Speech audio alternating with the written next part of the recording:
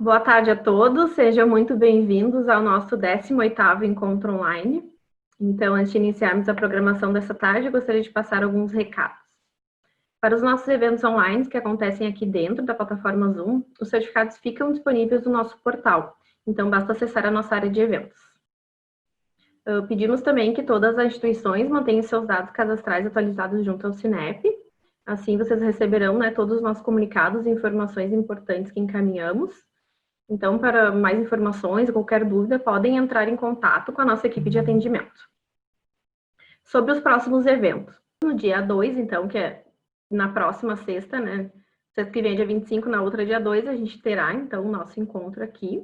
E o assunto será Cenário Regional do Novo Ensino Médio. Então, a inscrição não é automática para quem se inscreveu nessa primeira parte, que é hoje, no encontro de hoje. Então, os interessados deverão confirmar e realizar sua inscrição no nosso portal assim que as inscrições estiverem abertas na semana que vem. E no nosso encontro de hoje falaremos sobre o Cenário Nacional do Novo Ensino Médio com a professora Amabile. Ela é conselheira do Conselho Nacional de Educação e vice-presidente da FENEP. E ao final da sua fala, então, teremos aquele espaço para perguntas. Então, podem enviar suas dúvidas utilizando a função Q&A, aquela função que fica disponível aqui dentro do Zoom, na barra inferior da tela de vocês. Pedimos que, quando forem enviar, coloquem seu nome, a instituição e a cidade. Então, antes de darmos início à programação, convido o nosso vice-presidente, Osvino Toalheiro, para dar as boas-vindas a todos. Boa tarde, Rio Grande do Sul, Paraná e Santa Catarina, e especialmente nossa convidada conselheira Amabile Pácios, que hoje vai nos brindar com a sua experiência, seu conhecimento. Mas eu quero pedir licença para cumprimentar ao presidente Bruno Eiseric, que me concede a honra de abrir este evento e apresentar a minha amiga, professora Amabile Pácios, hoje conselheira do Conselho Nacional de Educação. Cumprimentar o vice-presidente Oswaldo Dalpiaz, que tomará posse no Conselho Estadual de Educação na próxima quarta-feira, às 8h30. Cumprimentar a todos os membros da diretoria do Cinep e especialmente os conselheiros Hilário Bassotto e Ruben Goldmeier. Cumprimentar a presidente do Conselho Estadual de Educação, juntamente com mais 11 pessoas do Conselho que estão participando desse evento. A professora Ivana, secretária adjunta da SEDUC, a Naime Pigato, nossa assessora pedagógica, juntamente com o professor Milton, em cujos nomes eu saúdo toda a equipe do Cinep, e, finalmente, a cada um e cada uma de vocês, dos 600 participantes deste evento. Eu rapidamente vou pedir licença para situar a cada um dos participantes sobre a professora Amabile. Hoje se fala na função mais relevante, que é no Conselho Nacional de Educação e como vice-presidente da FENEP. Mas no início da década de 80, ela lecionou e coordenou os cursos de graduação da Universidade Católica de Brasília por 27 anos. Na década de 90, lecionou e dirigiu o Colégio Marista de Brasília por 8 anos. Idealizou o programa Avaliação Seriada, o PAS. Presidiu o Sindicato das Escolas Particulares do DF, Distrito Federal, por 8 anos, e lutou pela educação e desenvolvimento econômico da capital federal na Associação Comercial. Presidiu a Federação das Escolas por 4 anos e hoje é vice-presidente. Foi fundadora e vice-presidente da Central Brasileira do Setor de Serviços e atualmente é conselheira do Conselho Nacional de Educação e preside o Grupo Educacional Dromos, onde atua como diretora e professora, que eu conheço e fui visitar em Brasília. Professora Amabile, com nosso aplauso e nosso carinho, nós queremos lhe passar a palavra com muita alegria e muito orgulho.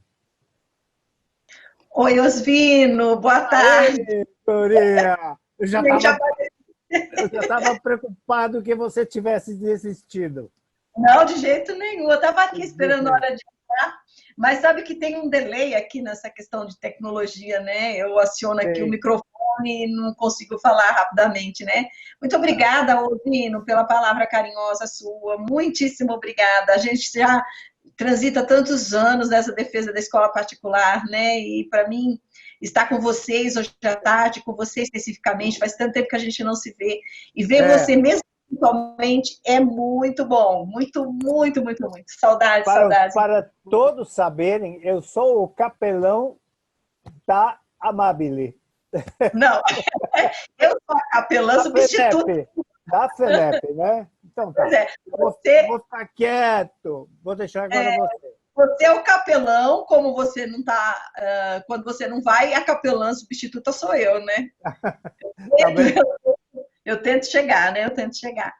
Mas eu quero te cumprimentar, Osvino, e em teu nome, o presidente Bruno, pelo convite, a Naime, pela carinhosa lembrança do meu nome, a Tamara, a todos os diretores do Cinep, aí do Rio Grande do Sul. Quero dizer a vocês do carinho que eu tenho e da admiração, porque tudo que vocês fazem aí no Rio Grande do Sul tem eco no Brasil todo. Então, é muito importante a gente conseguir estar com vocês, né? Embora a distância hoje seja tão difícil, né? E eu quero reconhecer o trabalho de vocês, do Bruno, do Osvino, da diretoria, colocando o Cinep do Rio Grande do Sul sempre na ponta das discussões, sempre comandando as discussões, né? E agradecer, evidentemente, em nome da escola particular, todo o empenho de vocês, né?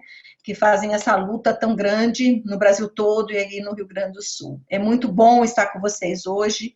Eu quero cumprimentar os membros do Conselho Estadual de Educação, que me dão muita alegria de estar com vocês hoje e a gente poder conversar sobre esse assunto que eu tenho certeza que é a angústia de todos, né?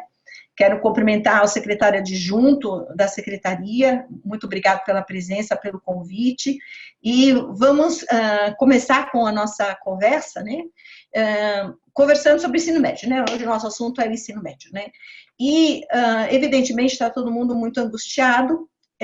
Atualmente, eu estou no Conselho Nacional de Educação, na vice-presidência da Câmara de Educação Básica, estou me inteirando dos assuntos, e estou participando pela primeira vez das discussões dentro do Conselho Nacional de Educação, que são pertinentes à reforma do ensino médio e à implantação dessa reforma, que traz angústia para todo mundo. Nós estamos fazendo um parecer que deve ser divulgado agora, na próxima reunião a gente deve aprovar, no início de outubro, e é um parecer que precisa da aprovação do pleno, portanto, a gente precisa aguardar a reunião do pleno no início de outubro para poder divulgar o que a gente espera que seja um parecer que vá nortear a reforma, a implantação da reforma a partir da pandemia, né? Eu vou conversar no contexto que a gente tem, eu vou fazer uma leitura primeiro de como é que aconteceu essa reforma, como é que ela se deu.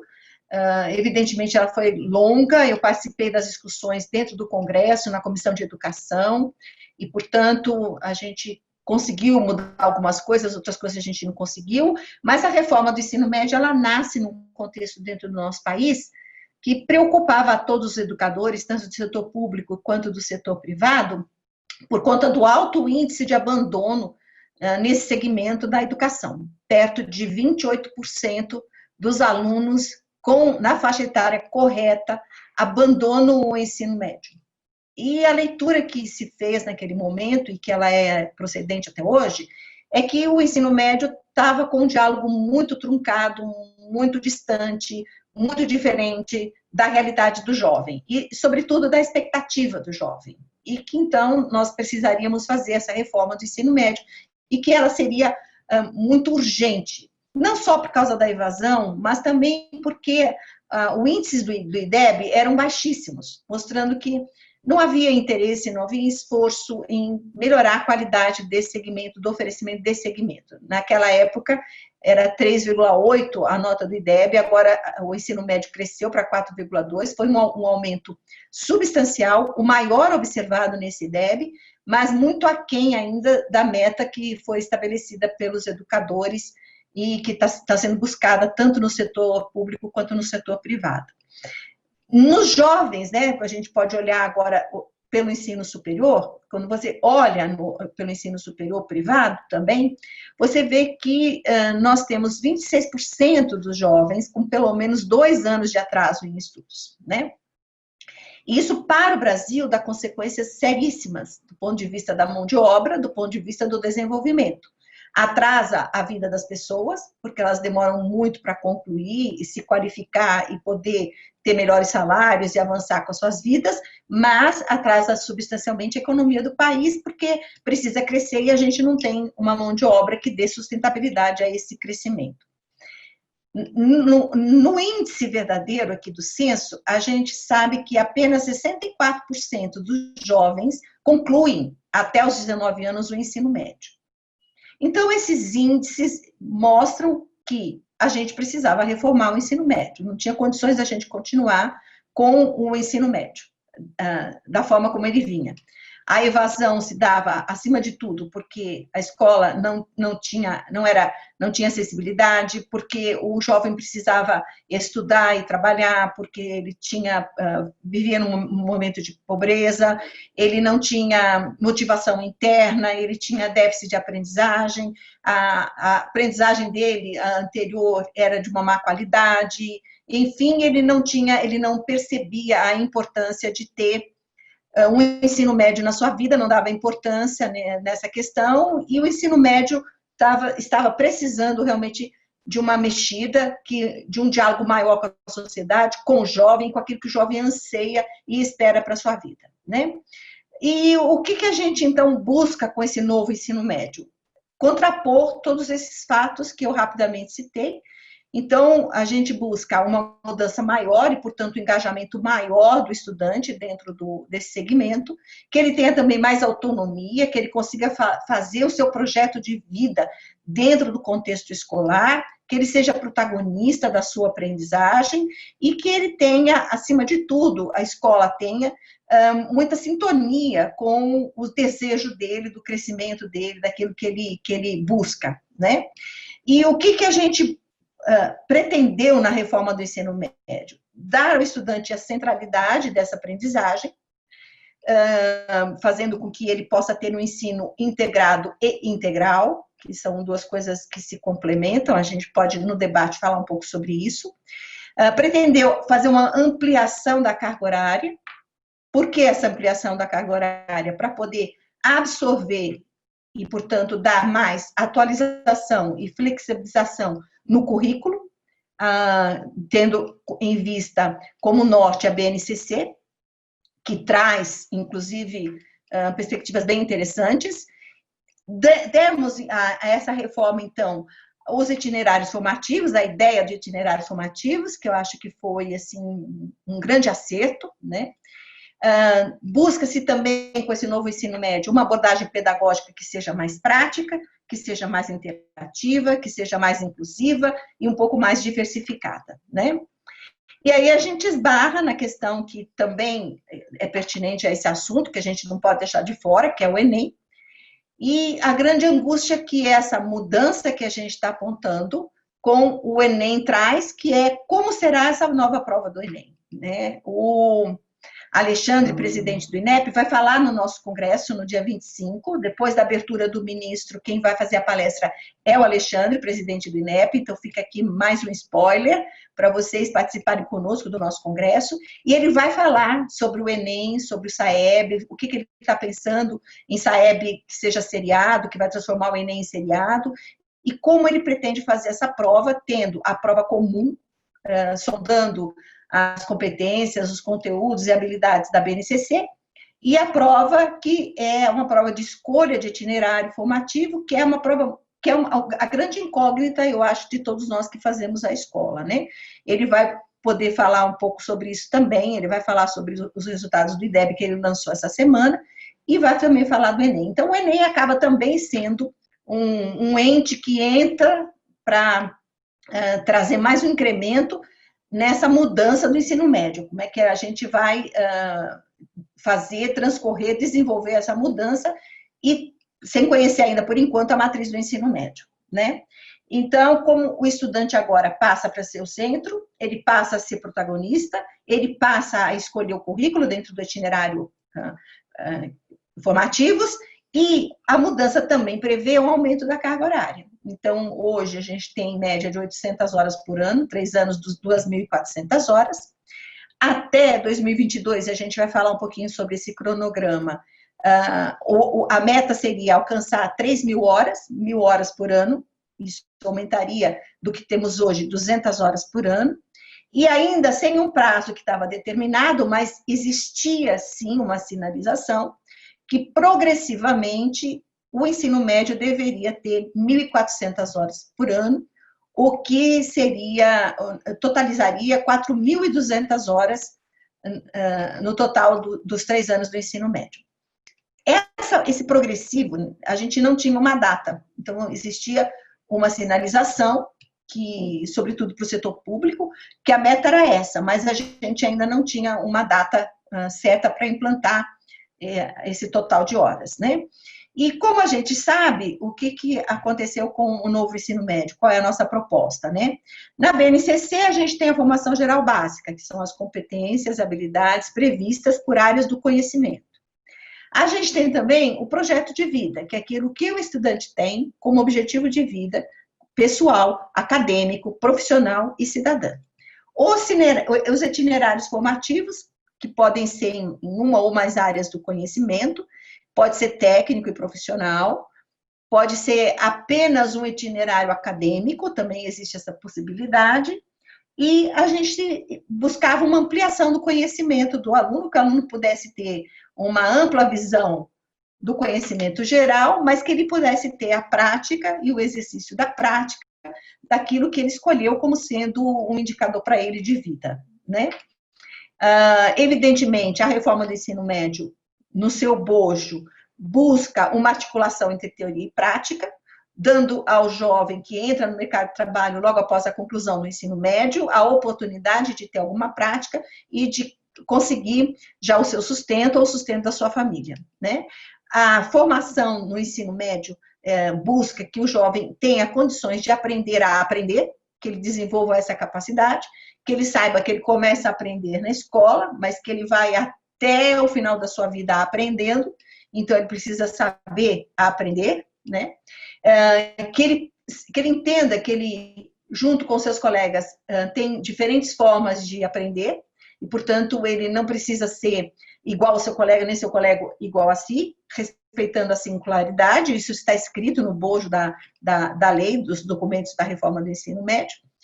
Evidentemente que a reforma buscava um incentivo, um estímulo ao convívio, dava uma pretensão de que o aluno pudesse avaliar a sua perspectiva de vida, e, por isso, dentro da avaliação da escola, ela deveria ter um caráter diagnóstico e formativo. Então, isso acho que é um grande indicador na avaliação, na reforma do ensino médio, buscando esse caráter diagnóstico e formativo, né? Claro, é evidente que a gente tem também dentro dos documentos chamando a atenção a questão do desenvolvimento do aluno, para que ele possa ser capaz de analisar, que ele possa ser capaz de ter uma reflexão crítica, ser capaz de entender uma situação, problematizando essa situação e buscando uma solução.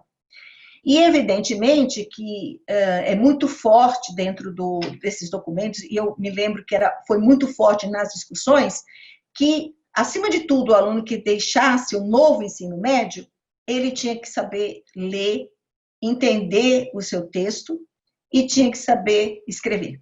Isso quer dizer, ele tinha que entender as ideias das pessoas que escreveram o texto, e ele tinha que ser capaz de escrever também as suas ideias. Eu me lembro muito desse debate no âmbito da Câmara dos Deputados, né?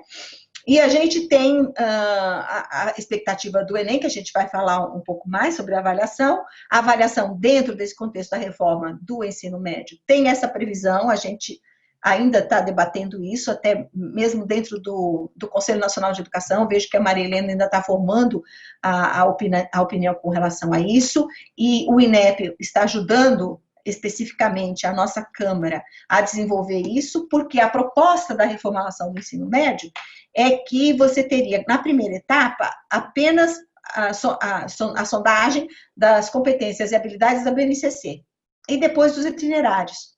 Quando chega nos itinerários, vem a grande discussão. Como é que você vai fazer essa prova, né?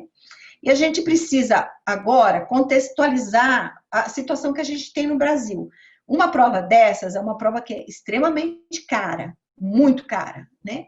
Porque você, de repente, pode fazer um bloco de provas para um itinerário que vai ter 50 alunos interessados. Então, acho que agora a gente vai ter mais esse filtro também, e a gente vai ter uma questão aí muito profunda para discutir, porque a pandemia veio que meio atravessar tudo isso que nós estamos falando. Eu vou falar para vocês um pouco o cronograma que a gente tinha para a implantação da reforma, e evidentemente que a pandemia veio trazer um viés em tudo isso, né? Bom, era a pretensão na reforma do ensino médio que o ensino superior, ao receber o aluno, que ele pudesse fazer a sua seleção mediante esses dois resultados, quer dizer, mediante as competências da BNCC e mediante as aprendizagens dos itinerários formativos, né? Essa era a pretensão que a gente tinha, né, com relação a isso, né? Mas o que são os itinerários formativos? É a parte flexível do currículo, né? E os alunos podem escolher de acordo com seus interesses. Eles estariam alicerçados basicamente nas áreas do conhecimento, que já são bem conhecidas nossas, que são as linguagens e suas tecnologias, a matemática e suas tecnologias, ciências da natureza e ciências humanas. Então, dentro desse contexto, dentro dessas áreas, o aluno escolheria o seu itinerário. A ideia, eu acho fantástica, de escolha de itinerário, né?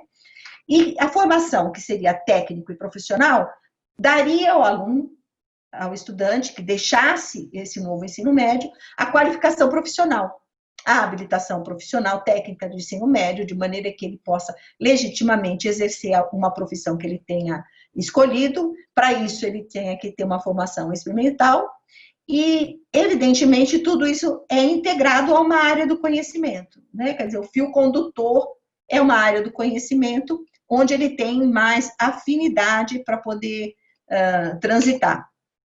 São, na realidade,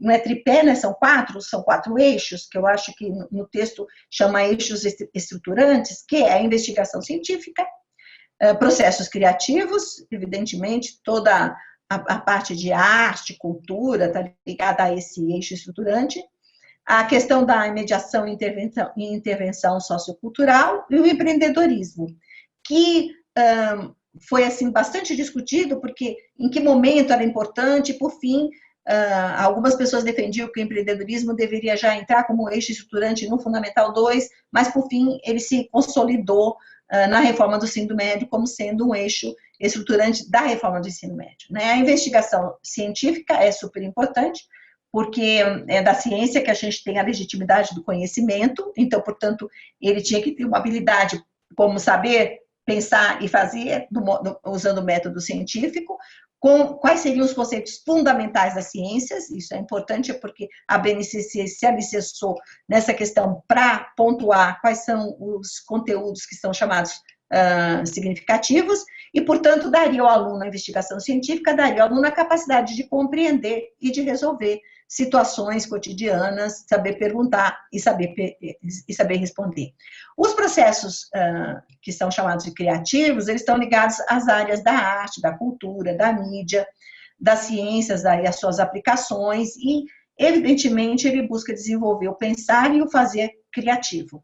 E a capacidade dele de criação, a capacidade de construção de soluções dentro do ambiente inovador e criativo, são as bases desse processo que é o eixo itinerante. A mediação e a intervenção sociocultural, que fala o documento, é o envolvimento, o engajamento do jovem na vida social que ele está inserido.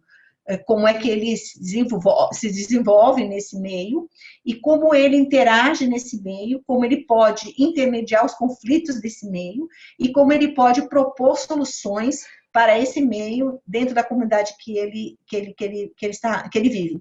Então, ele está num ambiente onde ele tem conflito, ele vai buscar uma solução para que a comunidade possa viver melhor. Essa é a intenção desse eixo. O empreendedorismo, como o próprio nome fala, ele vem como uma criação de como a pessoa pode empreender e ser um empreendedor.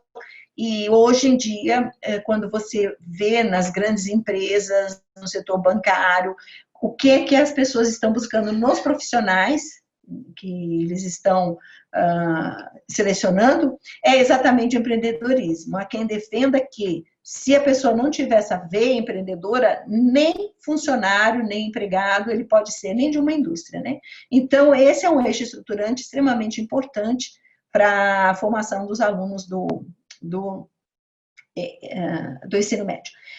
A verdade é que sempre vem aquela coisa, como é que a gente vai fazer o itinerário formativo nas nossas escolas, né? Como é que a gente vai escolher esse itinerário? Evidentemente, cada escola tem que olhar a expertise da sociedade onde ela está inserida, né? Vou dar um exemplo para vocês. Aqui em Brasília, a gente não tem indústria, né? A gente tem aqui pouquíssimas indústrias químicas, e mesmo assim elas ficam um pouco distantes aqui do Distrito Federal, mas nós temos um eixo muito grande, que é o eixo do direito. Então, quando você conversa com um jovem que está fazendo o terceiro ano, todos eles querem fazer direito. Por quê? Porque a expertise nossa aqui no local, ela é muito favorável ao direito, porque o direito dá acesso a concurso, todo mundo tem isso meio que como, eu acho que infelizmente, mas meio que como meta de vida. Então, se você entra numa turma de terceiro ano aqui, quem vai fazer medicina? Um levanta a mão. Quem vai fazer física? Ninguém. Quem vai fazer direito? 99% levanta a mão. Então, para a gente fazer a concepção do itinerário, é necessário ter essa escuta da comunidade, da expertise, do que os estudantes querem, né, daquilo que eles estão buscando. A minha escola está inserida dentro de uma realidade onde os alunos podem querer um determinado caminho e os meninos da escola vizinha podem estar querendo outro caminho. Então, escutar a comunidade para a formação dos itinerários é muito, muito importante. Dentro do contexto da escola pública, talvez a escola pública tenha mais facilidade de dar uma diversidade de opções dentro dos itinerários. Talvez a escola particular tenha mais dificuldade e vá parar no âmbito da lei, ou seja, pelo menos 2 itinerários como obrigatórios para que o aluno, pelo menos, possa fazer uma escolha. Tomara que o setor público consiga fazer uma ampla abertura nos itinerários. Eu acredito que o Brasil vai crescer muito se isso acontecer, né? Bom, agora eu quero falar um pouquinho com vocês sobre o que é em que pé que a gente está e como é que a gente pode ficar. Vou falar um pouco também sobre alguns cronogramas que a gente tinha, né? E para a gente poder conversar sobre esse cronograma, né? O cronograma que a gente tem como estabelecido por lei, por acordo, etc. e tal, é que nós deveríamos concluir o currículo na parte da formação geral básica até entre dezembro e janeiro de 2019. Eu acredito que algumas escolas fizeram. A implantação de pilotos de escola entre janeiro e fevereiro de 2020. Aqui já começam as nossas questões relativas ao cronograma, né? Concluir o currículo e a parte dos itinerários no cronograma inicial para os estados estava entre março e abril de 2020. Enviar o currículo para os conselhos estaduais, por exemplo, no meu caso da minha escola, terminar isso e mandar para o Conselho Estadual aqui de Brasília, eu teria como marco, como cronograma, abril e maio de 2020. Então, já era para o Conselho estar analisando as minhas propostas, né? Eu deveria apresentar para o Conselho Estadual de Educação um cronograma de implementação em maio e junho de 2020. Olha que estou falando, lendo para vocês, hein? As diretrizes estaduais do ensino médio deveriam estar prontas e aprovadas pelos conselhos em junho e julho de 2020. O currículo deveria estar aprovado pelo Conselho Estadual entre julho e agosto de 2020. Esse é o cronograma que a gente tem lá no Conselho Nacional de Educação. A elaboração do plano de implementação detalhado entre outubro e novembro de 2020. E as subcomissões dos itinerários todos prontos a partir de julho de 2020. Bom, é claro que a pandemia entrou e nada do que o que eu li agora para vocês do cronograma está funcionando, né? O que eu posso dizer para vocês relativamente aos estados, né? São Paulo já tem o dele pronto, o estadual, foi feito pelo Rocieli, que era ministro da Educação na época que a gente aprovou definitivamente a Base Nacional Comum Curricular e o ensino médio. Então, ele já tem uma proposta, depois, de repente, a gente até era interessante ouvir a proposta do Rocieli, é bem interessante mesmo, e ela já está pronta. Então, em São Paulo, a gente já tem esse trabalho concluído, né? Aqui em Brasília, o Conselho está elaborando, ainda não concluiu, mas está aberto para ler as novas propostas. Porém, com a pandemia, desarticulou as reuniões do Conselho, desarticulou a Secretaria Estadual de Educação, e tudo isso está parado. Nesse momento, aqui em Brasília, a única questão que a gente consegue alguma orientação é com relação ainda ao calendário, e a gente está retornando aqui em Brasília, se Deus quiser, na segunda-feira, com a Educação Infantil Fundamental 1. Então, a grande discussão nesse momento é de calendário. A implantação do ensino médio não está em discussão aqui, né? E eu conversei no Conselho Nacional de Educação, e na verdade eu propus essa discussão na Câmara de Educação Básica, e a gente tem conselheiros que são muito importantes lá, são pessoas reconhecidas e que já estão lá, que é a professora Maria Helena, que é o professor Mozart, que é a professora Sueli, que atualmente está na presidência da Câmara, e o professor Ivan. Esses 4 já vinham de outra gestão, então eles têm, assim, a história muito recente da discussão, e nós, então, perguntamos, o que nós vamos fazer com o ensino médio? A gente deveria implantar em 2021. Então, o que eu ouvi, estou passando para vocês, que é o que eu estou assumindo para mim também, 2020, todo esse cronograma que eu li para vocês, que estava bem já montado, dentro do CONSED, inclusive, ele realmente perdeu a sua função, porque nada esteve presente, esse ano nada funcionou, né? Então, o que eu escutei na Câmara é que ficaria para 2022 a implantação obrigatória do ensino médio. Então, em 2021, não teríamos a implantação do novo ensino médio. Agora, o que eu vejo pelo Brasil, né? Que o Bruno conversou comigo, muito pedindo que eu mostrasse para vocês o que eu vejo em Brasil. No Acre, por exemplo, ontem eu estive numa assembleia com o sindicato do Acre, por mais de 2 horas. Falamos sobre vários assuntos e também sobre a reforma do ensino médio. Eles nem começaram a mexer no Acre, né? Entre os sindicatos que são ligados à FENEP, um pouco adiantados estão o Sindicato do Ceará, São Paulo, evidentemente, Rio de Janeiro, um pouco para frente, mas não a ponto de implantar e de ter condições de avaliar a proposta já em 2021.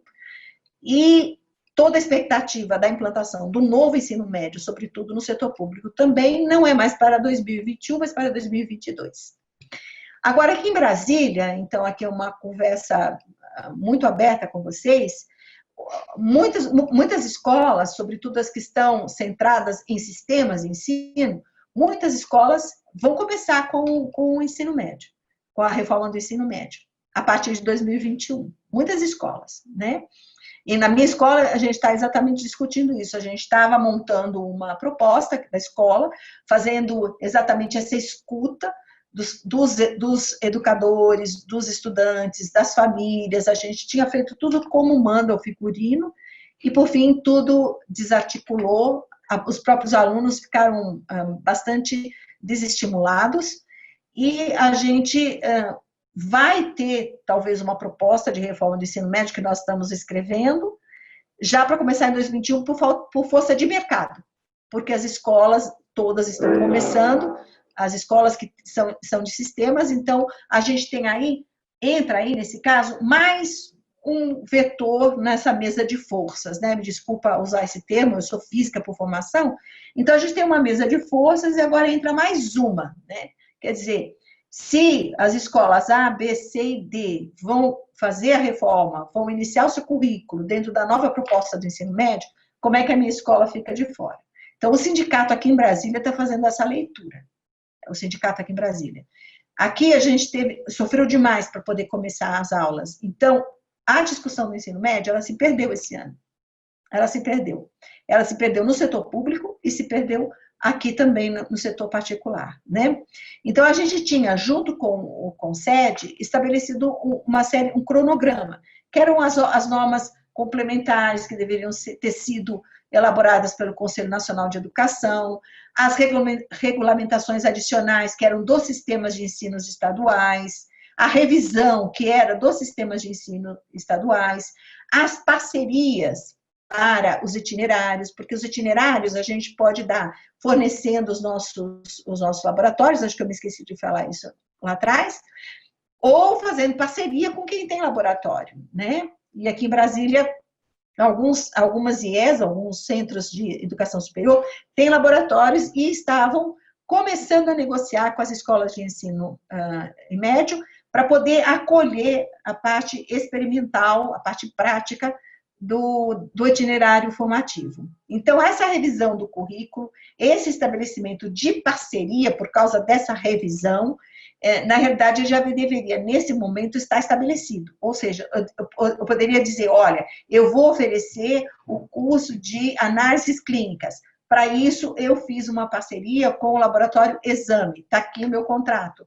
Os alunos vão entrar nesse curso, vão fazer dessa forma aqui, vão fazer a parte prática lá. Isso já deveria estar pronto, mas não teve condições de ser elaborado, né? E também, eu acho que aí a gente conseguiu, com a pandemia, que no fundo, ela foi lá, resgatou a escola que estava no século XX, passou para o século XXI, né? A gente saltou pela pandemia no salto quântico, né? A gente deveria já estar estabelecido o EAD, mas nós agora, por conta da educação online, tanto acho que na escola pública quanto na escola particular, e tanto uma quanto a outra, algumas unidades tiveram mais dificuldade de começar no online, né? As escolas particulares, algumas também tiveram dificuldade de começar online, mas a verdade é que essa previsão de que nesse momento a gente estaria com uma implementação de ensino à distância, isso a gente já tem, realmente. Isso acho que hoje, se nós tivermos que pegar, como fala a nossa lei, vamos pegar esses 20% da educação para colocar à distância, hoje a gente já teria feito isso. Porém, o que ficou para trás, e isso é muito grave por ter ficado para trás, é exatamente a formação de professores, né? A gente sabe que para implantar o novo ensino médio, os professores têm que estar formados para isso, né? E a gente tem feito uma discussão grande dentro da própria federação, nós fizemos já 2 encontros com aquelas pessoas que oferecem a pedagogia, as licenciaturas, um foi em Brasília, outro foi lá no Paraná, trouxemos pessoas bem importantes para falar de formação de professores, e a própria caminhada da federação nesse sentido, de ajudar os sindicatos e, portanto, ajudar as escolas a formar o seu professor para o novo ensino médio, ele, por conta da pandemia também, ele ficou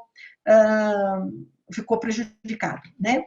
Os recursos materiais e didáticos, eles se adiantaram. Por quê? Porque as editoras se adiantaram. Então, as editoras hoje têm uma proposta, e se você duvidar, a gente passa a ter todo um retrocesso de adotar a nossa proposta pedagógica a partir de uma proposta de um recurso material didático, né? Isso é uma coisa mais complicada, né? E aí, por conta da pandemia, algumas coisas a gente conseguiu, outras coisas a gente não conseguiu implantar. E a gente acabou ficando, porque a formação de professores, ela devia estar concluída, pelo menos a proposta de como ela seria continuada, né? Formando os professores na BNCC, na nova proposta, ela devia estar sendo concluída agora em dezembro de 2020, Existe uma comissão dentro da Câmara, no SNE, conversando sobre formação de professores, mas ela não está concluída, né? Ela está ainda porque os agentes todos estão de quarentena, então a gente não conseguiu concluir. Então, essa é uma questão que a gente precisa olhar, né? Para a implantação também do ensino médio, existia um apontamento, né, de que a gente deveria começar a ensinar uma linguagem de computação, né?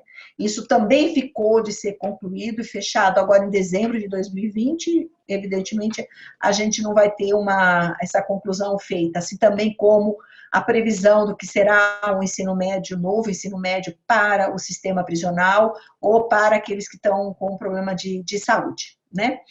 Bom, o cronograma que a gente não venceu, uma parte ficou em 2019, que a gente não conseguiu vencer, e uma parte está em 2020, que também a gente não conseguiu vencer. O alinhamento com a BNCC, a formação geral, quer dizer, aquela formação básica, ela já estava prevista a conclusão até 2022, né? Algumas coisas se dão invertidas, né? Mais até 2022, por isso que 2022 passou a ser a data de 2021, ou seja, aquilo que a gente estava imaginando que fosse acontecer em 2021, passou para ser 2022, embora essa organização toda a gente já estava meio que prevendo, inclusive alteração nas propostas pedagógicas das escolas, a serem ainda avaliadas pelos conselhos estaduais de educação, e a gente sabe que essa avaliação não é uma coisa fácil, não é uma coisa simples, né? Então, seriam ainda, começaria até dezembro de 2020, até 2022, isso deveria ter a questão concluída. E a ampliação da carga para 3.000 horas, né, ela realmente já está prevista, já estava prevista até o ano letivo de 2022, né, o aumento de 2022. Eu não sei se o sistema público vai ter condições de fazer aumento dessa carga até 2022, né? A definição das atividades que serão realizadas à distância, 20%, lembrando, 20% para o presencial diurno e 30% para o presencial noturno, né? Essa é a questão. Isso as instituições têm que fazer, as redes têm que fazer, eles têm que definir quais seriam as atividades. Eu tenho a impressão que depois da pandemia e do uso que nós fizemos das atividades online, a gente já saiba, cada um dentro da sua realidade, dentro do seu contexto, já saibam o que vai passar, o que vai ficar em online, né? Eu tenho, por exemplo, uma atividade, uma avaliação que eu chamo de enriquecimento, que é o momento em que o aluno define aquilo que ele quer apresentar, ele apresenta para uma banca, e a gente sempre fazia essa apresentação presencial, e ela funcionou bem no online. E nós já definimos que ela vai continuar no online.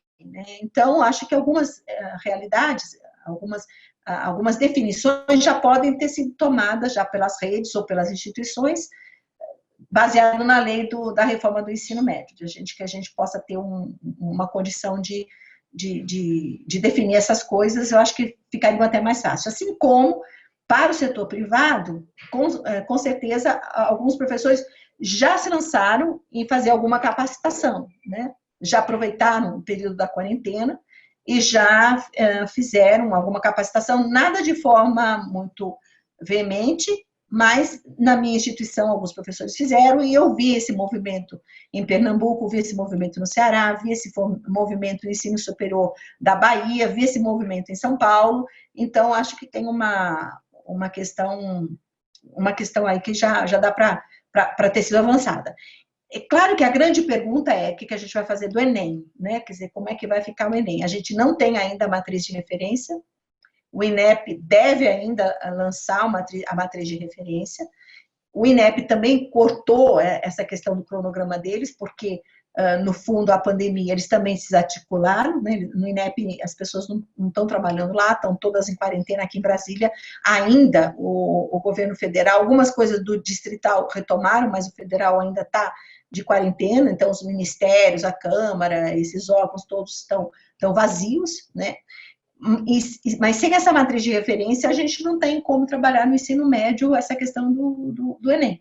Então, essa é uma questão que a gente precisa ter e rápido. Isso o Conselho Nacional de Educação já conversou com o Alexandre, já falou isso com o Alexandre, né?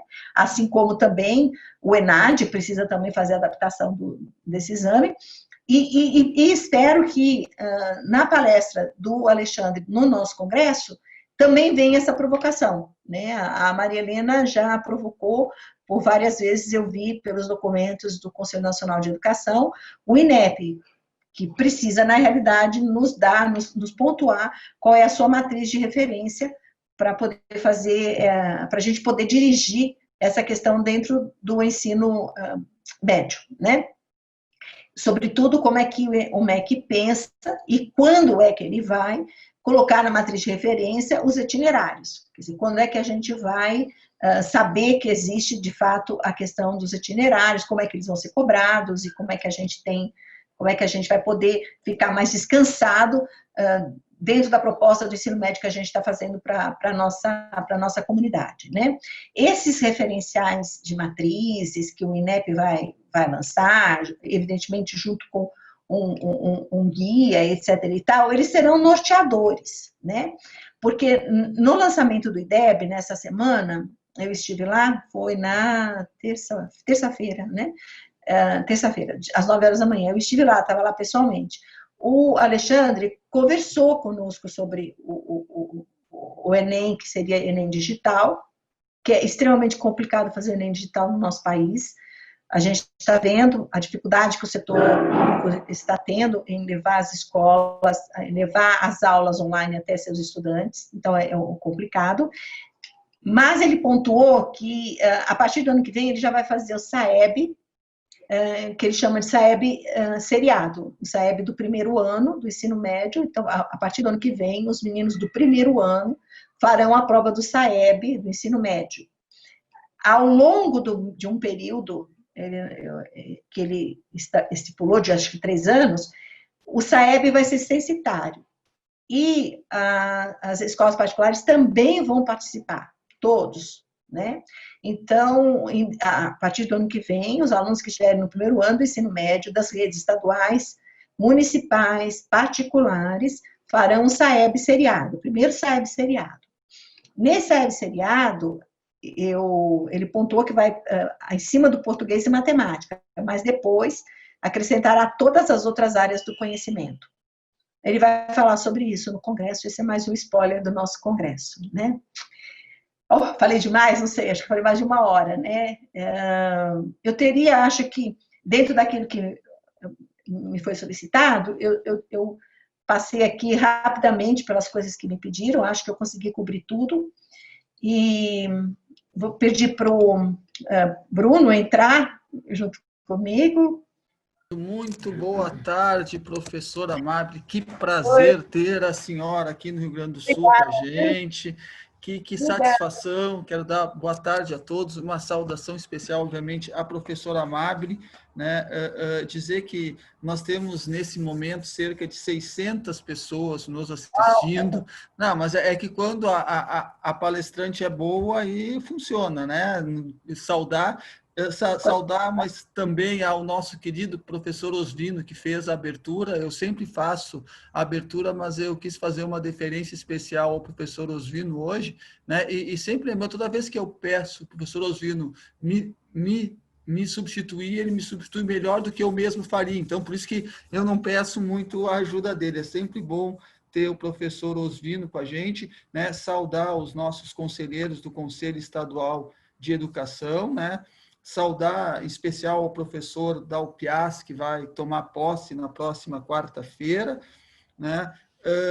E dizer que é uma grande honra ter a senhora com a gente, professora Amable, uma pessoa a quem eu aprendi a admirar nesses últimos 8, 9 anos que a gente se conhece, e a Amable sabe que eu chamo ela de primeira dama do ensino privado brasileiro. A professora Amable, ela é uma lutadora, e o importante é que a professora Amable, ela conhece, né? Ela conhece educação, ela vive educação, né? E agora, ela sempre que esteve lutando para construir as políticas de educação mais corretas, ela pode estar ajudando no nosso Conselho Nacional a construir essas políticas. Então, é a pessoa certa no lugar certo.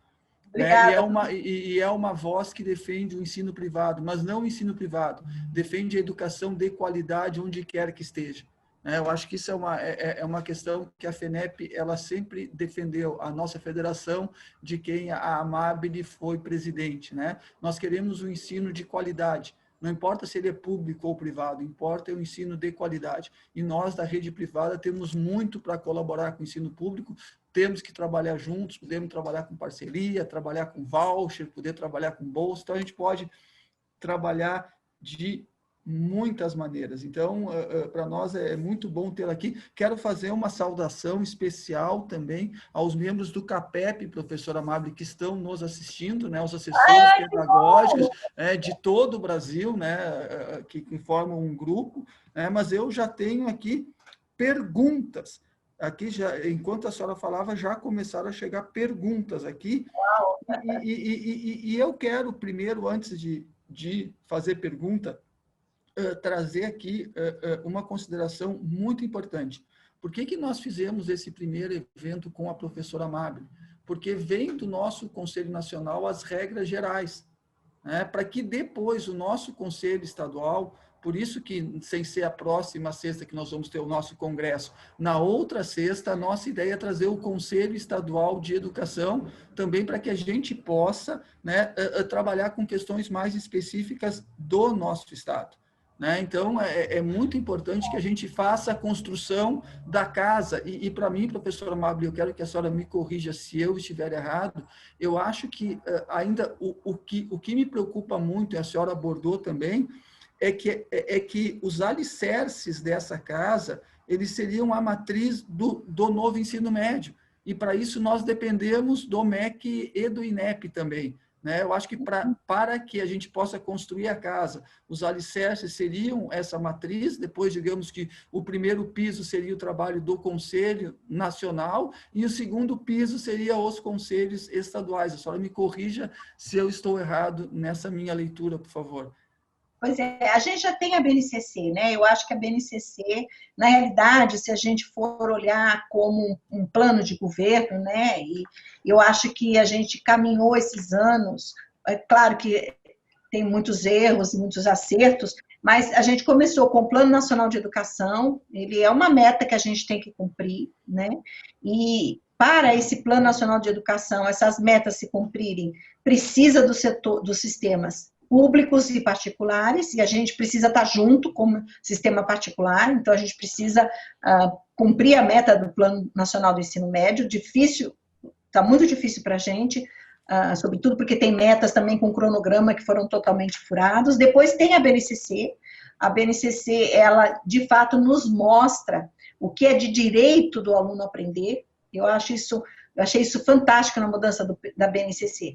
Ao invés de dizer, olha, nós temos que ensinar isso, a mudança da visão foi, o aluno tem o direito de aprender isso, E a matriz curricular, na realidade, ela te mostra a questão do Enem, Quer dizer, a avaliação final, que é um outro objetivo, Que às vezes não é um objetivo de vida de um aluno e para o sistema superior de ensino, mas de qualquer maneira ele também vai se propor a avaliar os sistemas, avaliar como é que andam os sistemas. Então, ele também é essencial. Então, eu diria, Bruno, que a gente tem o Plano Nacional de Educação, a gente tem a Base Nacional Comum Curricular, extremamente importante que a gente conheça essa base, que os nossos currículos sejam feitos a partir dela, as nossas propostas pedagógicas também, porque aí todo mundo vai remar para o mesmo lado, E o Conselho Nacional de Educação vai fazer, na realidade, quem está fazendo a relatora é a Marilena, acho que não tem pessoa mais indicada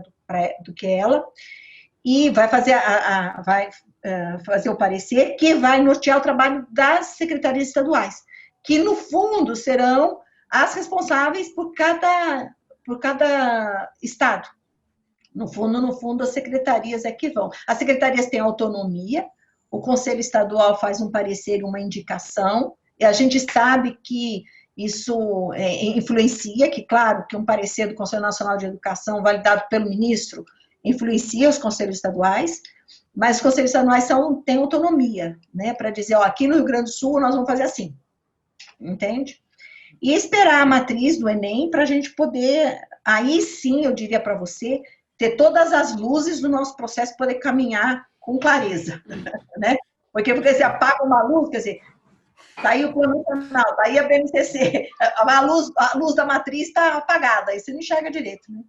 Perfeito. Eu tenho aqui mais perguntas que chegaram aqui. Aquela foi a minha, tá? Agora eu vou entrar. E aí eu quero fazer mais um pedido para os nossos diretores aqui. Por favor, não mandem, muitos diretores têm meu WhatsApp, não mandem perguntas para mim, porque tem um grupo aqui que eu recebo as perguntas que vêm feitas, e aí eu me atrapalho para gerenciar 2 WhatsApps. Então, a primeira... É complicado, professora Amaro.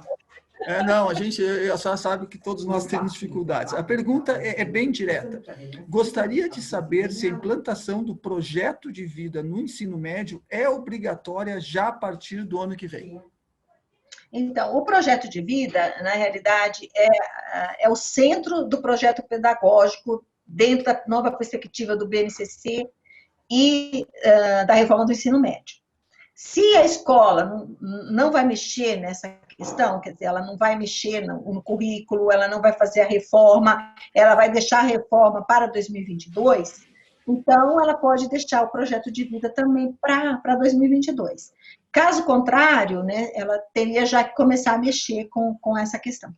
Perfeito. E essa pergunta, ela vem de uma escola lá de Antagorda, que eu sempre cito, professora Amable, e eu vou lhe fazer uma pergunta nesse sentido. A senhora sabe que eu sempre cito essa escola, porque é uma escola que nós temos, que é uma escola que fica em um município, a única escola privada daquele município particular, e atende mais 3, 4, 5 municípios em volta.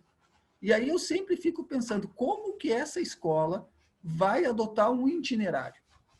Né? E a pergunta que eu lhe faço é bem direta. Nós vamos poder ter escolas generalistas, digamos assim, que abordem um pouco de cada itinerário, porque isso está gerando muita insegurança nas escolas. Imagina se lá eles escolhem itinerário que vai para matemática, então só vai ter esse lá. Então, as escolas vão poder, dentro da sua cabeça, também ter escolas generalistas. Sim. Primeiro, quero dizer a você que você realmente sempre fala dessa escola, eu tenho até curiosidade de conhecê-la, né?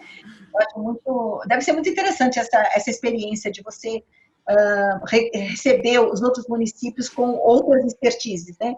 Na realidade, o que acontece com essa escola é que ela está inserida dentro de uma realidade, mas ela atende às outras expertises. Como é que ela vai fazer itinerário? De repente, se um município é agrícola, extremamente agrícola, como é que ela vai oferecer um itinerário agrícola dentro do município dela, que de repente é industrial, né?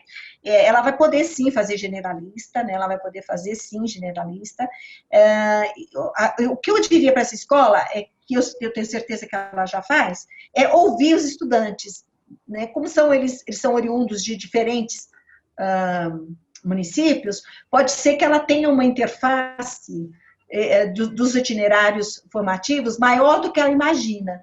Então, talvez essa escuta do estudante, do que ele pretende, apesar de estar em municípios diferentes, de repente ela consegue oferecer 2 ou 3, sendo um mais generalista e uns 2 ou 3 mais específicos, de acordo com a região em que a escola está inserida, né?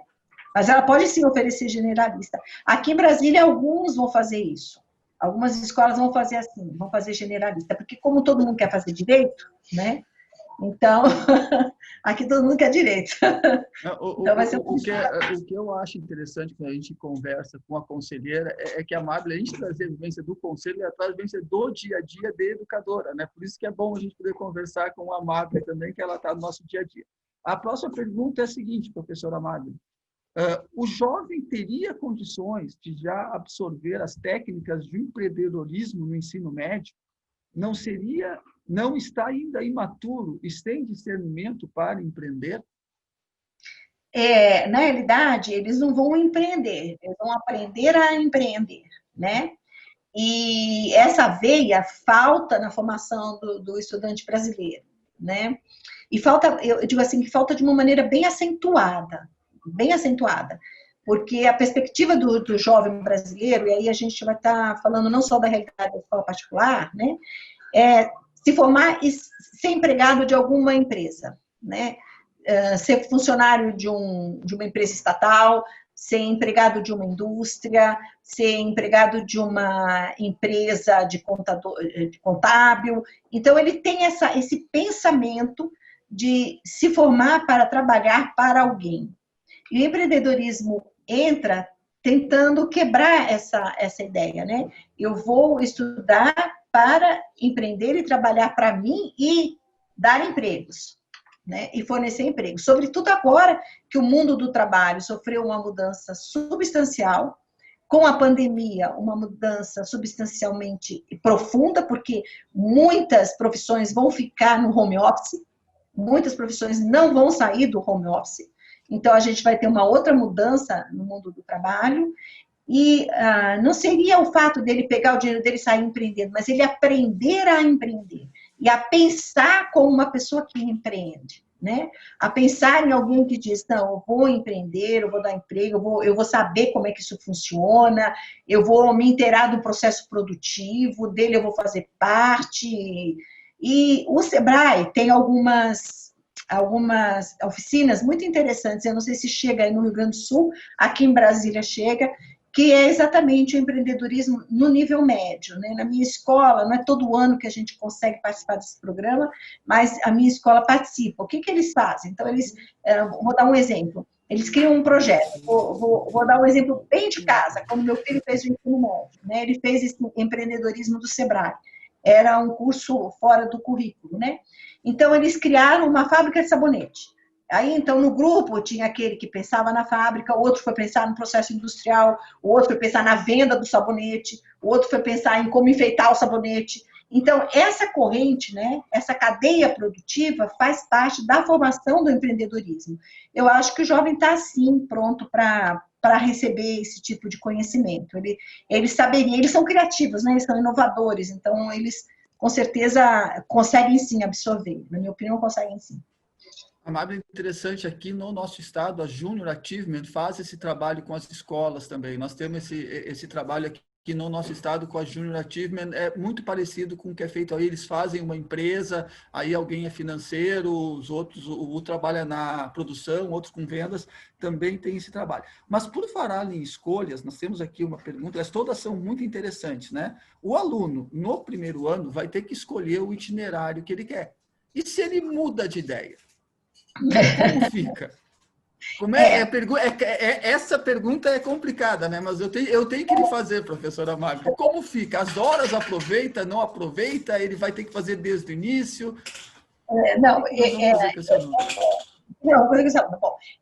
A escola vai depender muito de como a escola vai se organizar, né? Porque a escola ela pode trabalhar com o itinerário formativo desde o primeiro ano ou pode trabalhar com o itinerário formativo no terceiro. Né? Então, vai depender um pouco de como é que a escola se organiza, né? Evidentemente, se ele vai seguindo numa trilha, ele tem que entender que tudo que a gente está indo numa trilha, se você resolve voltar, o caminho muda, né? O caminho se altera. Eu tenho a impressão que os itinerários vão conversar um pouco um com o outro, né? Então, vão ter um diálogo e ele poderá, talvez, aproveitar alguma coisa que ele estava fazendo no itinerário para poder mudar no outro itinerário, né? Agora, como é itinerário pessoal, é individual, personalizado, a escola vai ter liberdade de criar o outro itinerário para o aluno, aproveitando aquilo que ele já passou, aquilo que ele já traçou, né? Agora, se ele vai, por exemplo, das exatas, né? Ele começou com exatas, vai para humanas. Então, ele vai ter que agregar aquilo que ele já fez de humanas e aquilo que não for possível aproveitar, ele vai aproveitar de algum jeito, porque faz parte do conhecimento, está na estrutura dele cognitiva, ele não vai ser perdido, né? Agora, como hora, né, é meio complicado. O itinerário, ele não vai escolher uma profissão, mas ele escolhe aquilo que é mais próximo a ele, né? Ele escolhe aquilo que ele gosta, aquilo que ele quer fazer, sei lá, ele gosta de cinema, então o itinerário dele é mais um itinerário criativo, é mais para as mídias, ele já tem aí mais um pouco na cabeça isso. O outro é um pouco mais lógico, então ele gosta de fazer física, química e biologia. Eu acredito que os jovens já têm as suas predileções, né? Já tem as suas predileções. Ele vai poder escolher dentro disso. Bom, chegou aqui uma pergunta, a senhora já respondeu parte, professora, mas eu vou fazer ela toda porque ela é bastante completa aqui. É o seguinte, na BNCC do novo ensino médio, não há uma definição de objetos de conhecimento como temos no ensino fundamental, nem mesmo a apresentação das habilidades por série, o que faz todo sentido, tendo em vista que a carga horária entre BNCC e itinerários em cada série, as escolas têm autonomia para definir. No sentido oposto, vem se apresentando já para 2021 a aplicação de uma avaliação ao final da primeira série. Como será a matriz dessa prova nacional, sendo que a construção desse currículo será feita pelos estados? Como planejar o ano letivo, que já estamos fazendo, sem conhecer a matriz dessa avaliação seriada? É isso mesmo. O que a senhora diz para o coitado desse gestor aqui, professora Mafra? Vai para a BNCC, vai na BNCC. Vai na BNCC. Né? A BNCC, acho que é a nossa linguagem comum, acho que ele tem que seguir na trilha da BNCC. Não faz mal que não está como no ensino fundamental 2, né? Como os objetos, etc. e tal. Mas a gente sabe fazer ensino médio, né? A gente faz ensino médio há tantos anos, né? A gente sabe fazer ensino médio, né? E a sinalização, quer dizer, a gente não teve nem do INEP, quer dizer, ou seja, nem o próprio MEC nos sinalizou qual é a matriz de referência do Enem, mas a gente tem hoje como ela está funcionando, né? Então, eu iria por aí, quer dizer, junto com a minha equipe, eu faria a seleção dos conteúdos que são significativos, né? E olhando para a BNCC, porque se a gente desviar demais olhar, depois para colocar de volta o carro no trilho vai ser mais complicado, né? Não, perdão. Desculpa.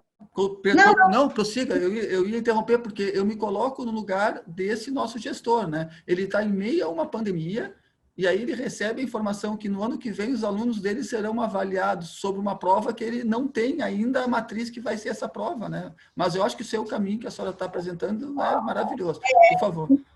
Então, como português e matemática a gente tem certeza que vai cair, itinerário formativo não, o ano que vem para o primeiro ano não, né?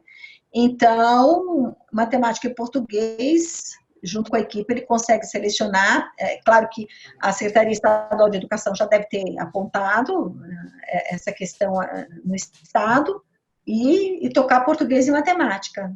Ele vai fazer o SAEB, né? O SAEB antes era no terceiro, no quinto, no nono ano.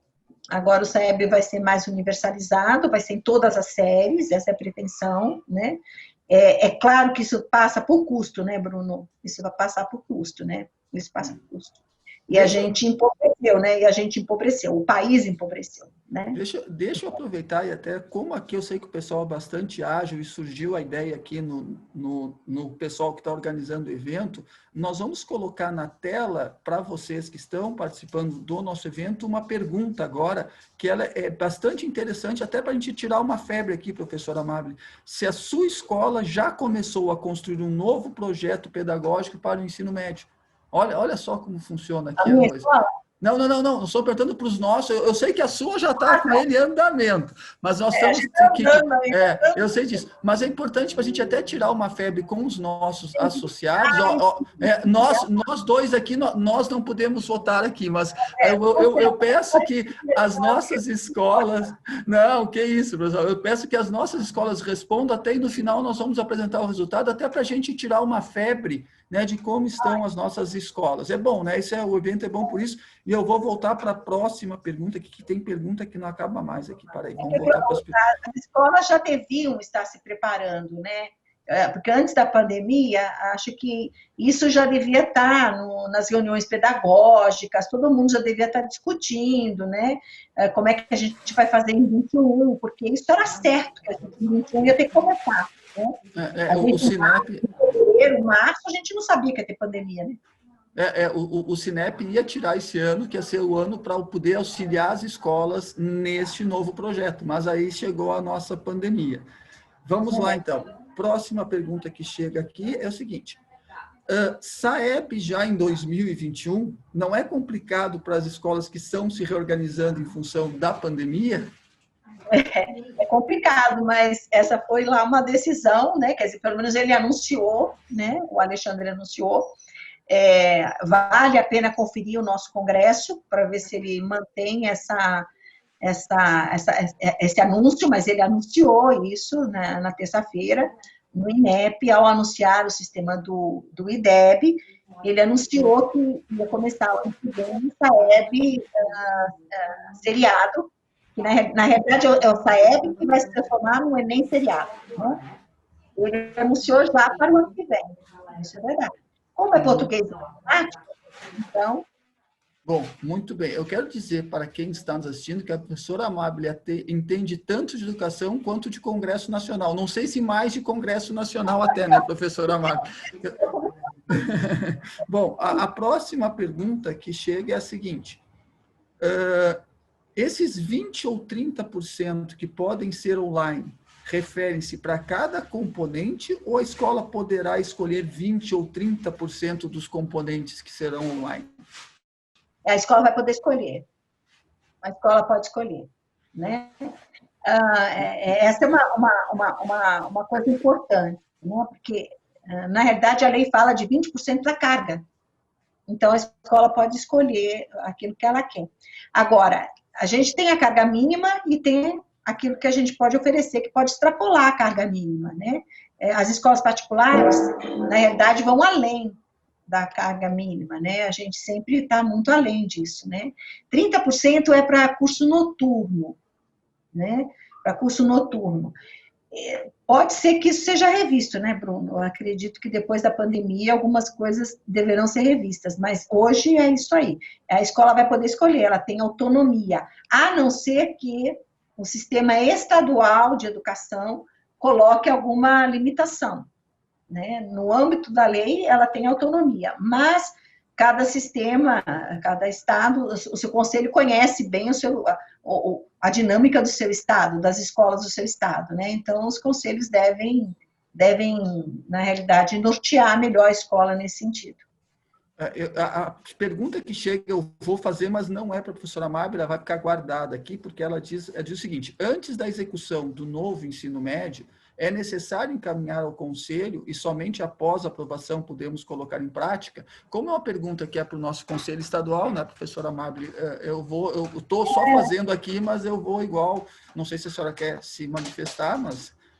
Eu ia dizer para você, cada conselho é de um jeito, né? Aqui em Brasília, a gente já teve de tudo. Você entra, faz o protocolo, já começa a valer, depois eles dão a validação. Já aconteceu que você só pode fazer funcionar aquilo que o conselho autorizou, atualmente está assim. Então, vai depender de conselho para conselho. Eu não sei como é aí. Como é que é aí, Bruno? Nós, aqui, a Naime, que está aqui fazendo o back-office junto, ela já botou a resposta, olha que legal. Aqui no RS, as escolas devem fazer as modificações para o novo ensino médio e quem vai validar essas modificações será a mantenedora. A mantenedora. Aqui no Rio Grande do Sul. Por exemplo, que protocolou no conselho já está valendo. Exatamente, a mantenedora aprova, né? Que não me desminta o conselho aqui, professora Márcia, por favor, a senhora não me desminta agora, por favor, conselheira presidente Márcia, mas a Naime passou essa resposta aqui para mim logo que entrou a pergunta. Próxima pergunta, a professora Amábile poderia falar mais sobre o itinerário acadêmico? E mais uma pergunta, no Enem, haverá prova específica para esse itinerário acadêmico? Então, o itinerário acadêmico é aquele que não tem uma formação profissionalizante no sentido de técnico, no sentido técnico, né? Então, sei lá, é diferente de você ter a formação de um ensino técnico para análise clínicas e uma formação de ensino técnico para direito, né? Então, o acadêmico, ele trata mais dos aspectos do conhecimento mais abrangente, sem a prática de laboratório, a prática de estágio, mais abrangente. Como eles vão fazer essa avaliação no Enem, eu não saberia dizer você, porque ele ainda não tem uma previsão. Na verdade, pelo que eu entendi do que o Alexandre falou, não tem nenhum norte, quer dizer, nem daqui a 2, 3 anos a gente vai ter essa avaliação de itinerário. A não ser que a gente consiga avançar muito e rapidamente, mas a gente tem que lembrar que o sistema é pesado, que a gente tem uma escola pública que atende 80% dos estudantes brasileiros da educação básica, que eles não podem ficar para trás, que eles têm que caminhar junto conosco, eles têm que ter condições para, então, a gente poder entrar com uma seleção que seja baseada nesse conhecimento. E para que a gente não tenha mais discrepâncias, mais diferenças, um gap maior ainda entre a escola pública e particular, eu acredito que a avaliação dos itinerários formativos só venha de fato acontecer quando a escola pública tiver avançado nessa implementação. Muito bem. A Naime manda aqui um WhatsApp, aqui, complementando a resposta, avisa sobre o novo desenho do ensino médio, quem faz a aprovação do regimento, planos de estudo e proposta pedagógica é a mantenedora, mas os cursos técnicos, por exemplo, possuem outras regras, devem ficar atentos para que o Conselho Estadual irá regrar. Vamos lá. A pergunta que chega a seguinte, e aí é interessante que a Márcia, ela manda a pergunta pelo CAPEP e manda a pergunta por aqui, nossa amiga Márcia Aide, professora Márcia. Ai, que bom! A Márcia fica preocupada com o seguinte, ó, ela já está preocupada para poder ter base legal aqui. Ó. A pergunta é a seguinte, há alguma possibilidade de ser publicada a possibilidade da escola oferecer apenas um itinerário? Não, são 2. Vou dizer para você, Márcia, bom, obrigada pela pergunta, Márcia, pela sua participação também. Estou muito feliz de ter vocês aqui do CAPEP, né? Na verdade, foi uma discussão muito profunda na Câmara, entende? A gente brigou muito para ter uma só, que a escola pudesse oferecer um só, mas os parlamentares entenderam o seguinte, que se tiver só uma, o aluno não tem como escolher, por isso é obrigatório ter 2. Entende? Então, não tem essa possibilidade, isso é questão da lei. A não ser que tenha uma outra lei ou uma reformulação. A gente brigou muito, eu me lembro muito bem dessas discussões que foram, assim, infinitas com relação a isso. E já na comissão de educação, mesmo antes de ir para a plenária, mesmo antes de ir para o Senado, eu me lembro que no Senado, eu me debati muito com o nosso senador Isalci, que atende muita gente, você sabe disso, né, Bruno? E eu me lembro muito de escutar exatamente essa frase que eu estou te falando, Márcia, olha, se tiver um, o aluno não tem opção, o aluno tem que ter opção. Aí, vamos dizer assim, o espírito da lei é que o aluno tenha a opção, por isso são 2. Muito bem. Tem mais uma pergunta aqui que chega, é a seguinte, boa tarde. Na perspectiva da implementação dos itinerários formativos, como a senhora compreende a relação das escolas com a atenção primária em saúde, como prevenção e promoção da saúde? Como encantar os estudantes para o trabalho e educação em saúde numa perspectiva interdisciplinar e empreendedora? Acho que deve ser... deve ser, acho que é... Bom, vamos ver se eu entendi a pergunta. Vamos lá se eu entendi. Quer dizer, na realidade... eu acho que ele está querendo saber como é que a gente faz para motivar um aluno a fazer alguma coisa na área da saúde. Exato, eu entendi que é um itinerário nesse... É o que eu entendi, professora Amado, entendemos a mesma coisa. Então, bom, para você oferecer um itinerário na área da saúde, você, de fato, vai ter que ter um convênio com alguma instituição que possibilite você exercer toda a parte prática nessa instituição, a não ser que você monte o laboratório na sua escola, né? Porque a parte da saúde, até da saúde social, até da saúde familiar, ela tem uma interface que é, de fato, uma prática. Então, ela tem que ter laboratório, né? Se você não montar um laboratório, você tem que ter uma parceria com alguém que tenha, né? A saúde, normalmente, ela tem... as pessoas são cativadas para a área da saúde, né? As pessoas são cativadas, são motivadas para a área da saúde, né? Se você quer oferecer algum itinerário na área da saúde, eu acredito que oferecendo um bom currículo, oferecendo um bom convênio e a possibilidade da pessoa sair como um técnico da saúde familiar, que é um técnico do catálogo, quer dizer, está lá no catálogo brasileiro de ocupações, que a gente tem que olhar isso também, né? Quer dizer, os itinerários que forem profissionalizantes, eles devem estar de acordo com o manual, que é um calhamaço, que na realidade é um catálogo, o catálogo brasileiro de ocupações, né? Então, o itinerário tem que estar dentro dessas perspectivas para poder dar validade para aquilo que o aluno está fazendo. Então, você tem uma parceria, você motiva mediante ao currículo do itinerário, o currículo acho que é uma coisa que incentiva, que motiva, e você oferece um bom estágio, e com certeza se ele está motivado para a saúde, com certeza ele vai sair para a saúde, né? Agora, a saúde de todos, aí o brasileiro está aprendendo, né? A lavar a mão, por exemplo. É verdade. Eu aprendi uma coisa interessante. A minha avó, ela veio da Europa fugindo da gripe espanhola. E ela me dizia assim, na gripe espanhola a gente aprendeu a escovar os dentes. Ela dizia isso, né? Se ela tivesse viva, eu ia dizer, e no Covid a gente aprendeu a lavar a mão. Então, o brasileiro, com a saúde, ele precisa cuidar mesmo da saúde, né? É verdade. Chega uma pergunta aqui bastante interessante e é uma característica aqui do nosso estado, o curso normal, né? Eu acho que é fundamental. A formação que se faz no curso normal é tão importante, é tão boa, né? O colégio que tem ensino médio e curso normal pode fazer os componentes curriculares juntos e só separar nos itinerários? Sim, pode. Pode sim.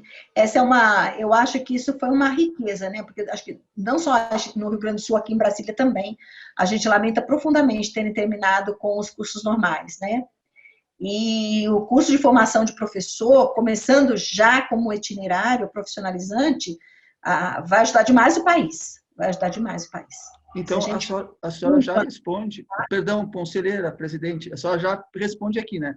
A possibilidade do normal ser um itinerário, então, o curso Sim. normal, muito Sim. bem. Essa pergunta chega da sua amiga e minha amiga, a professora Olívia Mansur. Olívia, um beijo. Aí eu ia dizer exatamente isso, Olívia, a gente discutiu isso naquele congresso de formação de professora em Curitiba. Lá em Curitiba, né, que você é do Rio, lá de Curitiba, a gente discutiu isso. Sim, é possível sim ser itinerário. Por falar em formação de professores, aqui chega uma pergunta. E a formação de professores do ensino médio para esse trabalho como a BNCC tão abrangente? O Conselho Nacional de Educação tem alguma movimentação para emitir uma nova normativa? Sim. Tá, sim, e de diversas frentes, sabe? Existe uma frente, eu digo de frentes porque lá no Conselho Nacional de Educação, os assuntos são meio que discutidos em comissões. Meio não, são discutidos em comissões. E você tem esse tema da formação de professor em várias comissões. Você tem na comissão da formação básica, você tem na formação universitária. Então, esse é um assunto que realmente o Conselho Nacional vai emitir sim parecer, já está, inclusive, elaborando. As pessoas que fazem parte dessa comissão, que estão pensando a formação de professores, são extremamente capacitadas e eu acredito que a gente vai conseguir, nessa gestão, fazer uma grande contribuição nessa linha. Olha a pergunta que chega aqui, todas são muito interessantes, mas vamos lá. Condicionar o itinerário a uma profissão já existente não é uma contradição ao empreendedorismo e à inovação? Não, porque tem que conversar, né? O ensino médio tem que conversar com o catálogo brasileiro de ocupações, né? Quer dizer, a gente não pode criar um curso onde você não tenha, de alguma maneira, não converse, o ensino médio não converse, né? E nessa questão do curso técnico, do curso profissionalizante, esse diálogo passa necessariamente pelo catálogo brasileiro de ocupações. Lá tem ocupações que são, assim, raríssimas, né? São ocupações que você fala, nossa, alguém quis estudar para ser técnico disso aqui, né? Entende? Mas tem lá, né? Agora, aí você tem que ver a viabilidade econômica, de você implantar um itinerário que esteja conversando com o catálogo, mas completamente fora da realidade. Você precisa ver o custo disso, né? Quanto isso vai custar, se isso de fato, quantos alunos você vai estar atendendo dentro desse itinerário, isso tem uma outra análise também, que não é simplesmente posso ou não posso. A verdade é que isso tem que ter uma conversa com o catálogo brasileiro de ocupações. Perfeito.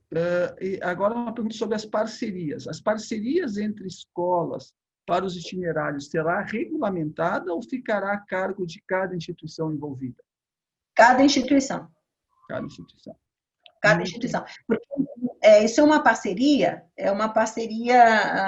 ou entre governo e empresa, ou entre empresa e empresa, né? Se o setor público quiser fazer uma parceria, vamos supor, com uma universidade, para que os alunos deles possam estudar geologia, fazer a aula de geologia usando o laboratório da universidade, então é o governo de estado que vai fazer uma parceria com a universidade, que permita que o sistema de ensino possa oferecer o curso, o itinerário de geologia, ocupando e utilizando as instalações da universidade. Então, aí é um contrato feito entre eles. Se a minha escola resolve fazer isso, né, eu acho que eu terei dificuldade de fazer com uma universidade que seja pública, mas teria mais facilidade de fazer com uma universidade, uma faculdade que seja particular, né? Perfeito. E agora voltamos lá ao início sobre os itinerários. A pergunta é a seguinte, sobre o projeto de vida, né? Qual o papel, e aqui eu quero pedir desculpas, nós tínhamos pedido à professora Amabile até às 15h30. Eu estou passando um pouco, mas eu vou fazer mais essa, tá, professora Amabile? Qual é o papel do projeto de vida no currículo do ensino médio e o papel do orientador educacional nisso? O orientador educacional é o coração da escola, né? Eu acho que o orientador educacional, eu brinco com as orientadoras da minha escola, que elas são o coração, o ouvido, entende? Os olhos, né, da escola. Eu acho que o papel do orientador aí é como um todo, né? Ele quer saber o papel do orientador e do que mais? Hein, Bruno? Orientador educacional em relação ao projeto de vida. Bom, projeto de vida, quando você tem uma proposta pedagógica centrada no projeto de vida do aluno, né? Então, você não vai colocar no centro, por exemplo, que ele saiba física, mas a física vai estar na rede do projeto do aluno. O projeto de vida do aluno, quando ele é o centro da proposta pedagógica, ele movimenta toda a proposta pedagógica em função do projeto de vida desse aluno. Por isso que o itinerário é interessante, porque cada um deve ter um projeto de vida, né? Então, os itinerários são interessantes porque você tem essa questão. Uma proposta pedagógica com o centrada no aluno, no seu projeto de vida, ela sabe que é mais importante isso do que o aluno saber toda a física. E quem faz esse peso, né, quem faz esse contrapeso é o orientador educacional. É orientador educacional. Porque se você deixar, eu sou professor de física, né? Se você deixar o professor de física, ele vai achar que saber toda a física é o mais importante. Ele não vai ser feliz na vida se ele não souber toda. Eu estou falando da minha casa, ok? Dos meus colegas, da minha profissão. Então, não, física, ele tem que saber toda a física para ele ser feliz. Então, ele tem que saber a mecânica, tem que saber hidrodinâmica, ele tem que saber eletricidade, toda a física. Porque o centro da minha proposta é para aprender física. Agora, não, quando você diz, não é saber toda a física, é o projeto de vida dele, né? Ele tem Asperger. Qual é o projeto de vida desse aluno que tem Asperger? Ele é surdo. Qual é o projeto de vida desse aluno? Ele tem um QI elevadíssimo. Qual é o projeto de vida desse aluno? Ele tem um QI normal, mas o pai dele é médico. Qual é o projeto de vida desse aluno? Né? E quem, na realidade, faz o tempero disso é a orientação educacional. A orientação educacional está sempre lá para lembrar, olha, professor de física, a física é muito linda, muito importante, mas não é o mais importante na vida desse menino, entendeu? Ele tem um problema de Asperger, né? Então, vamos ver aqui o que a gente pode selecionar da física, né? E em que a física pode colaborar para o projeto de vida desse aluno. A orientadora educacional é que vai ajudar a gente a enxergar isso, sabe?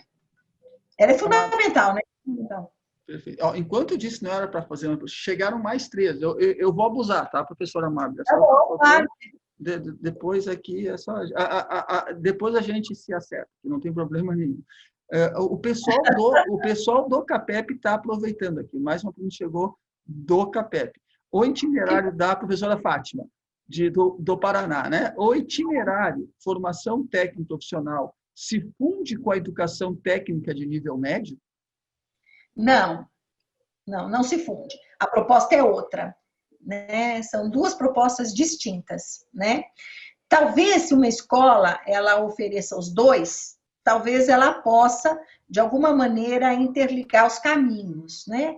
Por meio de alguns conteúdos, por meio de projetos, que talvez seja a maneira mais fácil de interligar esses caminhos, né? Então, se a escola oferece os dois. Agora, se a escola só oferece o ensino médio e agora vai oferecer um itinerário, e se ele vai ser profissionalizante, necessariamente não tem que estar ligado a um curso técnico. Pode até estar, mas não tem que estar ligado a um curso técnico. Agora, se a escola oferece os dois, ela tem a facilidade de já poder, no itinerário, utilizar algumas coisas que o técnico já tem, né? Laboratórios e metodologias, então já pode aproveitar algumas coisas, né? Perfeito. Samara, chega uma pergunta bastante, todas são muito interessantes, mas essa é interessante. Como fica a questão... Oi? Eu só quero agradecer a Fátima. Obrigada, viu, Fátima? Muito bem. Como fica a questão que envolve professores com notório saber? Os professores com notório saber. Eu acho que isso foi um avanço, sabe, Bruno? Eu me lembro bem dessas discussões, né? Porque se você vai oferecer um curso, sei lá, de contabilidade, né? E eu estou dando esse exemplo porque a gente trabalhou muito com esse exemplo na discussão dessa política, né? Se você vai oferecer um curso de contabilidade, então o aluno vai fazer um itinerário contábil, né? Quem vai ter que dar aula em algum momento para esse menino é realmente um contador, ou um técnico de contábil, né? Técnico de contabilidade. Então, mas não existe uma formação de licenciatura em técnico de contabilidade. E nós não temos tempo no nosso país de montar um curso de licenciatura de técnico de contabilidade ou de contabilidade para que ele possa lecionar. Mas a escola vai poder contratar, desde que ele exerça a profissão e tenha o notório saber, né? A gente teve isso no país há um tempo atrás, sabe, Bruno? Aqui no Centro-Oeste, a gente tinha dificuldade de ter professor de ciências, sabe? Não tinha doutores e mestres para ensinar física, química e biologia. Então, a gente meio que contratou alguns notórios saber na área de engenharia, na área de economia, entende? Eles não tinham licenciatura. Tanto é que depois, né, como no Brasil tudo vai atrás, né, depois fizeram um curso de licenciatura para esses profissionais. Mas a gente não tinha pessoas assim formadas em matemática, em física, em química, então eram muitos engenheiros que entravam. E eles não tinham a parte da didática, não tinham licenciatura, e a gente depois, na realidade, criou a licenciatura para eles, né? Já funcionou isso aqui, eu acho que ainda funciona. Muito bem. É uma pergunta sobre transferência, que essas são as mais complicadas. Se uma escola oferece o aluno não troca de escola, começa numa, vai até o fim, não troque de escola para não complicar, né? Mas vamos lá, a pergunta é exatamente assim, se uma escola oferece a BNCC nos primeiros anos e o itinerário ao final, e então o aluno sai para uma escola que tem outra sistemática, como isso ficará? A escola que recebe terá que adequar o currículo? Isso será contemplado no parecer ou nas discussões do Conselho Nacional de Educação? Boa pergunta. Eu não vi isso na discussão, não. Quer dizer, até agora, né? Eu entrei agora no Conselho, né? Estou bem feliz lá, bem animada. Eu não vi essa discussão. Posso até depois levar, porque eu acho ela bem interessante. Porém, o itinerário, ele é personalizado, né? Então, quando o aluno leva com ele leva com ele o itinerário. A escola vai ter que fazer, a escola que recebeu o aluno, vai ter que fazer um estudo, uma adequação com o currículo que ela dá. Vai ter que fazer uma adequação. Eu acredito que, inclusive, as secretarias estaduais, elas devem até orientar isso. Quer dizer, como é que você vai adequar alguém que está vindo de um itinerário no seu itinerário? Eu acho que a adequação deve existir. Não ouvi essa discussão. Se eu tivesse ouvido aqui, talvez tivesse uma pista da saída, né? Mas eu acredito que os conselhos estaduais de educação devem tratar desse assunto, sim, de como é que fica o aluno que muda, né, de E isso acontece, né, Bruno? Isso acontece. Sim, a gente não pode proibir, né, professora Amábel? A gente falou brincando, a gente que fique claro que a gente estava brincando aqui, né? Que a gente tem essa intimidade. Eduardo, podemos chamar o professor Osvino para se juntar a nós nesse final? Não sei se o professor Osvino continua com a gente aqui para a gente fazer um agradecimento muito especial, né? Eu acho que o professor mestre Osvino com a gente de novo. Então, assim, eu acho que ganha muito a educação brasileira com a professora Amábel no nosso Conselho Nacional, né? É muito bom ter a senhora ocupando esse cargo e foi muito bom ter a professora Amábel nessa tarde com a gente, né? É muito bom, professora Amábel. Eu queria passar para a senhora fizesse a sua última fala, mais alguma consideração que queira fazer, e depois o professor Osvino poder, de alguma maneira, encerrar esse nosso evento. E eu sei o quanto a professora Amábel e o professor Osvino eles têm, e eles estavam brincando antes, né, que o professor Osvino ele era o capelão e a professora Amábel é a capelã substituta, né, que hoje, para uma parte razoável, eu diria uma pequena parte da população mundial, é um dia bastante importante, que é o dia do Ano Novo Judeu, né? Para alguns que estão nos assistindo hoje, é uma data bastante importante de um ciclo que se inicia. E para mim é um prazer estar com duas pessoas tão especiais nesse momento, né? Duas pessoas que representam a educação só não a nível dos seus estados, mas de todo o Brasil, como a professora Amábel e o professor Osvino. Então, professora Amábel, eu lhe passo para que a senhora possa fazer a sua última manifestação, algum assunto, alguma questão que a senhora não tenha abordado ou não tenha sido apresentado, e o professor Osvino depois encerra o assunto. Antes, eu quero reiterar o convite. Nós vamos poder ter mais professora Amábel, e não só professora Amábel, eu também vou estar na próxima sexta-feira, no próximo sábado, no congresso da FENEP. Né? Nós vamos tratar de vários temas, parte educacional, parte de gestão, parte financeira. Então, é um congresso bastante abrangente de 2 dias, organizados pela nossa federação, né? E todos associados do nosso sindicato são convidados, né? Um evento aberto, um evento gratuito. Então, professora Amábel, de minha parte, eu lhe agradeço muito e quero lhe deixar para que a senhora possa dizer as suas últimas palavras e tocar, talvez, em algum tema que não tenha sido falado. Muito obrigada, Bruno. Minha admiração por você, a minha admiração realmente real por você, pelo seu trabalho aí no Rio Grande do Sul, né, pessoal, e pelo Osvino e por tudo que vocês têm feito aí pela educação. Muito obrigada pelo carinho de vocês. Obrigada porque vocês são sempre tão acolhedores comigo, né?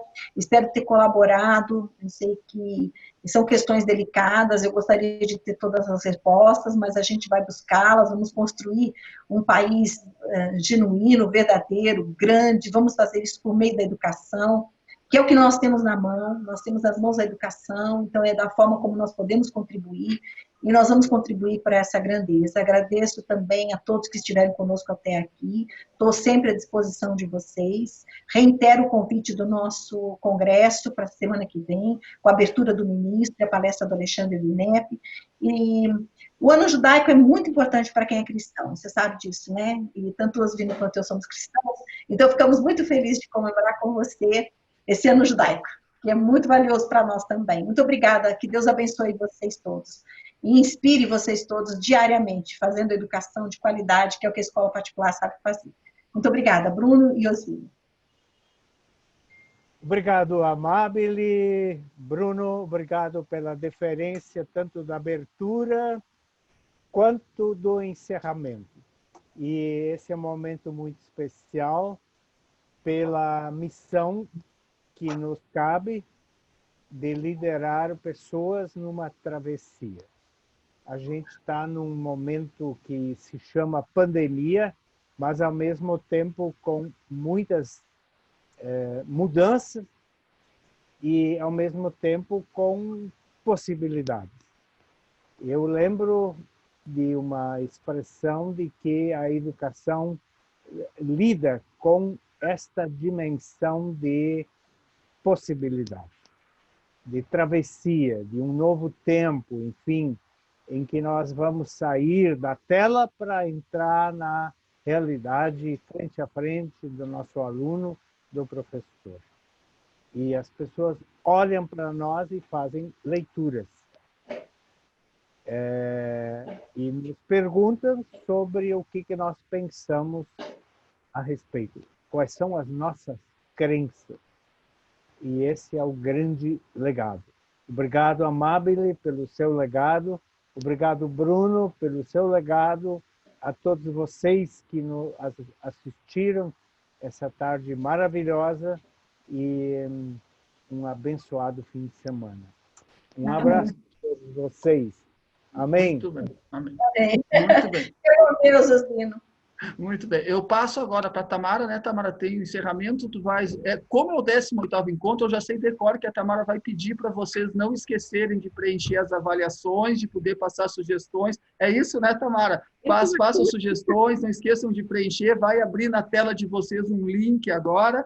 Eu vou deixar a Tamara falar, sem antes fazer uma referência especial, parabenizar todas aquelas escolas que já começaram com as aulas essa semana e desejar muito sucesso para aquelas escolas que receberão seus alunos a partir da semana que vem. Agora eu passo para ti, Tamara. Desculpa se eu atrapalhei o teu recado final.